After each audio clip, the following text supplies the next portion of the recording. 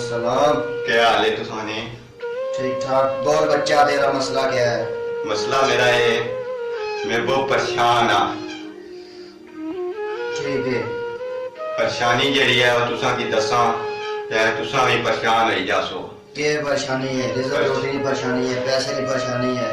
तुसा ना नाम मैं बहुत ज्यादा सुनता, तुसा को बहुत लोग जो है उसे एहतियाब हुए ना गया जी मैं ना गया। तुसा ना पीर कुआड़ी वाली सरकार। हाँ जी।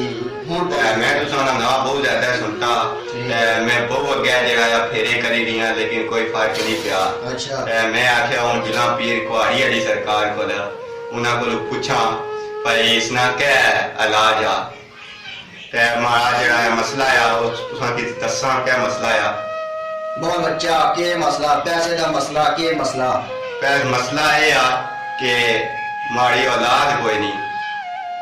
करा लिया है तेरी? मेरी घर वाली भी कोई नहीं, निचर करा लिया, ब्याह ही नहीं कराया। हैं? ये ते मसला मैं ये ते तुसा को पूछना है मेरी औलाद ते बच्चा फिर मंजी ने देना? क्या बाणी हो पीर की? शादी की देर तेरी घर वाले नहीं आ गई, फिर बच्चा फिर मंजी ने देना है? मैं और मसला दस यार। मैं जिस कोल भी गया है वो मैं वो कड़ी कोई एक तवीज देना पिया, कड़ी कोई दूजा कड़ी ये तू इस कोने पास रख, ये तू इसे पला ते ये तू इसे कर ते तेरा जेड़ी औलाद हो जासी ते तुसा आने पे तुसा ना इधर ब्याह ही नहीं होया तो औलाद तो रात को कोल गुड्डी ला के सो जाया कर बस।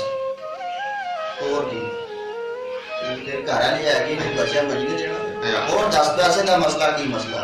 नहीं पैसे का बाकी चढ़ाया वो सारा ठीक है, पैसे वगैरह का कोई मसला कोई नहीं। अच्छा। मसला मेरा यही सी तुसा हुण कोई तवीज वगैरह जड़ा वो कोई नहीं करने हो कोई तवीज बाकी सारे पीर तवीज ही देने की है। तवीज जड़ा पानी कोली पिए बाबा अपने पास है, बाबे को ना नहीं अपना सीधा लिखना होता, बाबा नहीं करेगा। हुण मैं इजाजत है मैं आऊं जा नहीं थोड़ी दी चाह मैं आती है, वो थोड़े मैं बंदा भेजा जाओ बिस्मिल्लाह। इतना कोई अलिया जड़ा तुसा की या तुसा ने गले वगैरह पाना अलिया को रखो।